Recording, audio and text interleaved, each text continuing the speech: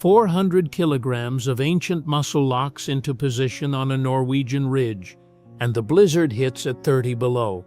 The animal doesn't move, it doesn't run, it turns its face directly into the wind and holds.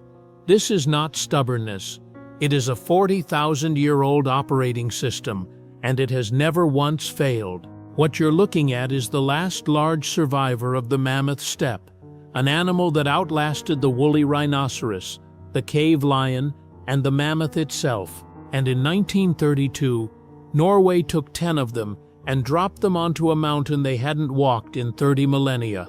What that mountain looks like today is almost beyond explanation. In 1913, workers cutting a railway line near Inset struck something solid 9 meters down in the earth.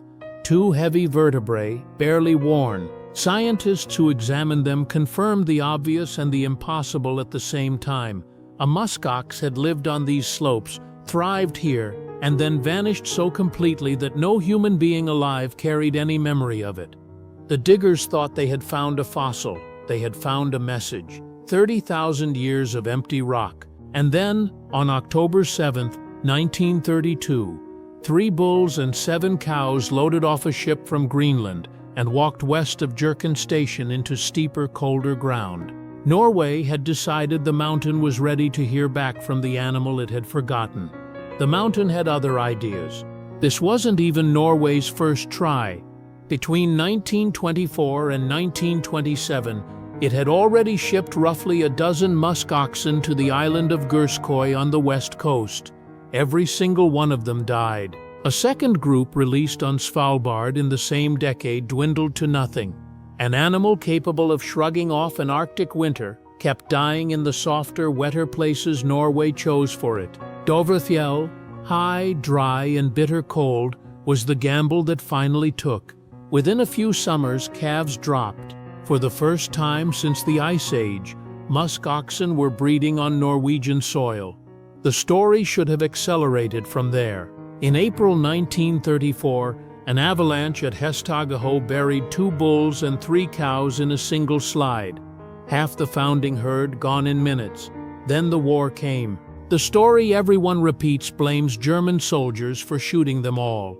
The records say otherwise. German troops killed 2 bulls, the rest fell to Norwegians, or to the chaos of occupation. By 1945, the count stood at 0. The animal had not failed the mountain.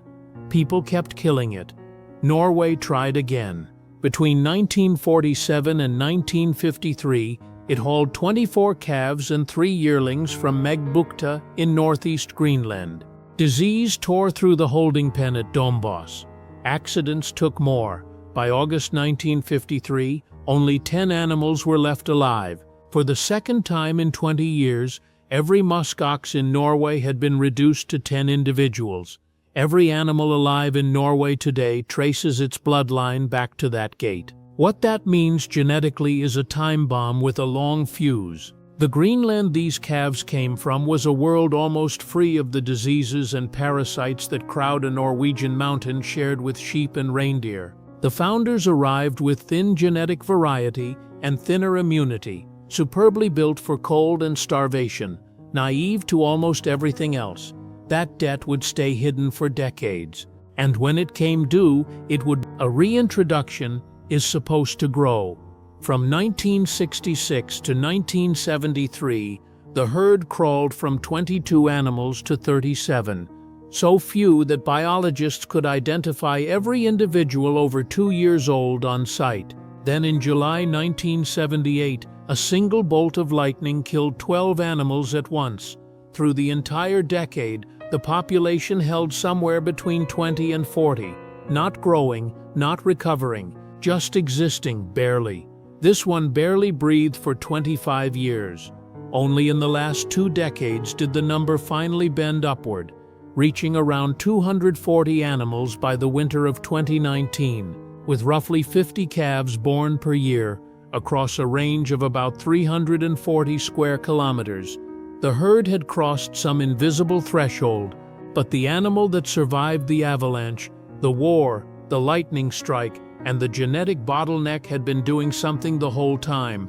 something nobody fully understood until a scientist in Greenland put up a fence. What the animal was actually doing at the Zackenberg Research Station in northeast Greenland, scientists from Aarhus University and the Danish Center for Environment and Energy began fencing musk oxen out of test plots in 1996. They wanted to see what a grazer-free landscape would do. The answer broke every assumption. Pull a large grazer off the land, and it should flourish. Instead, moss and dead litter piled up. In some fenced plots, above-ground plant mass more than doubled. That sounds like recovery. It was the opposite. The thick moss smothered the grasses and sedges that actually pull carbon from the air. When researchers excluded musk oxen between 2011 and 2013, the land's carbon dioxide uptake fell by 47%. Its methane release fell by 44%. Together, enough to flip those patches from a net cooling effect to a net warming one.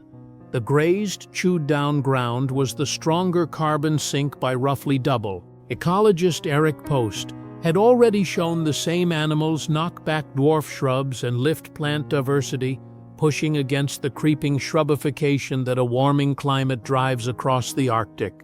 And they don't just eat the land, they redistribute it. Musk oxen feed in the rich, wet hollows at the base of slopes, but they bed and defecate up in the dry, nitrogen-starved snowbeds above, hauling fertility out of the ground that has it and dropping it on the ground that doesn't. No ranger schedules that, no machine replicates it.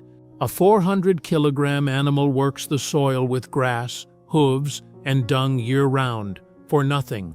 The kind of slow, unpaid labor no conservation budget can buy. Botanists resurveyed 4 summits on Dovrefjell in 2001, 2008, and 2015 and watched the alpine ground rearrange itself, dwarf shrubs climbing upslope, lichens thinning, warm adapted plants pressing into elevations they couldn't hold before. The slopes the first 10 animals walked onto in 1932 carry a measurably different mix of life today. Here's where it gets complicated. Most of the botanical shift on Dovrefjell tracks a warming climate, not the herd. The musk ox shares its range with wild reindeer and with sheep. Summer sheep numbers on one eastern massif climbed from 4,567 in 1999 to 6,119 by 2008. Researchers have named the oxen as a possible contributor to the change on the western side of the range. A contributing hand, not a proven cause. And officially, Norway doesn't even credit the animal with belonging there. The park treats it as a foreign species, tolerated, monitored, but not recognized as rebuilding anything. Dovrefjell Sunndalsfjella National Park was built to protect Norway's last wild reindeer, the snøhetta and knutjo herds, and the live question is whether the Ice Age newcomer crowds them off the best ground. Researchers are now reading competition out of droppings, pulling DNA from musk ox and reindeer dung to map what each animal eats and where the two diets collide. 70 years on, the loudest fight about the musk ox is not what it built. It's whether it should be there to build anything at all. And yet the surest sign the mountain changed has nothing to do with carbon or shrubs. It's the people. 10 animals turned an empty plateau into one of the few places on Earth where you can walk out and watch a living Ice Age herd. A dedicated musk ox trail opened in 2017. Guided safaris now run daily from June through September, with operators advertising a 99% chance of a sighting. One outfit at Kjørken runs the only musk ox safari on horseback in the world. The same Dovre railway line that once carried those buried vertebrae to light now carries tourists going to find the animal the railway helped bring back. Every trail carries the same warning: keep 200 meters back. A threatened musk ox does not flee.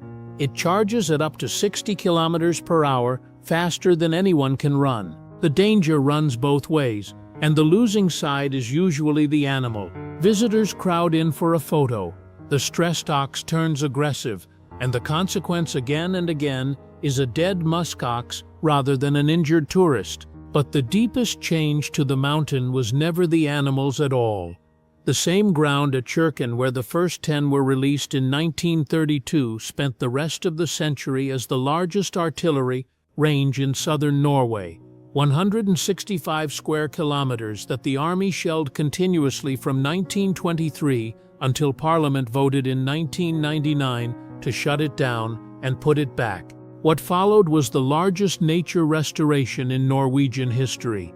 14 years, 575 million kroner, 90 kilometers of road torn out, and lines of soldiers walking the ground by hand to lift thousands of unexploded shells from the soil. In 2020, the cleaned land folded into the national park. The wild reindeer, it turned out, had never forgotten their migration routes across it. A plateau that opened the century as a release pen, spent it as a bombing range, and closed it as protected wilderness, with the musk ox standing on it the whole time.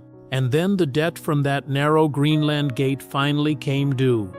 In the late summers of 2006 and 2012, pneumonia swept the population and killed between a quarter and a third of it each time. The National Veterinary Institute traced both outbreaks to a single bacterium, Mycoplasma ovipneumonia, that strikes hardest in unusually warm, humid weather.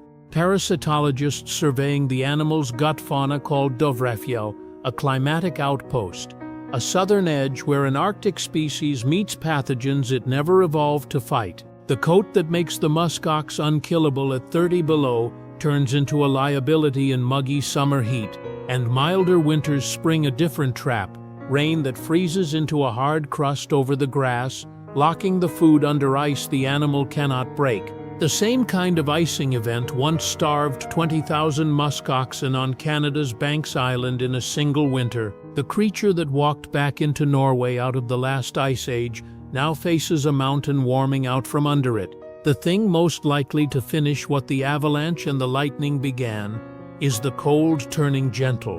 In 1913, those railway workers found 2 vertebrae 9 meters down and thought they had found a fossil. They had found a message across 30,000 years of empty rock.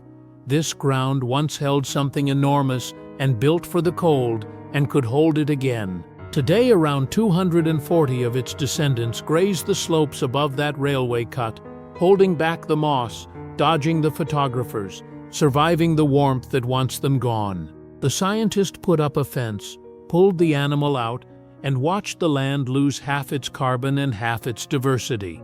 The lesson wasn't complicated. The system didn't need managing. It needed the animal. The mountain already knew exactly what it was missing. It had been missing it for 30,000 years.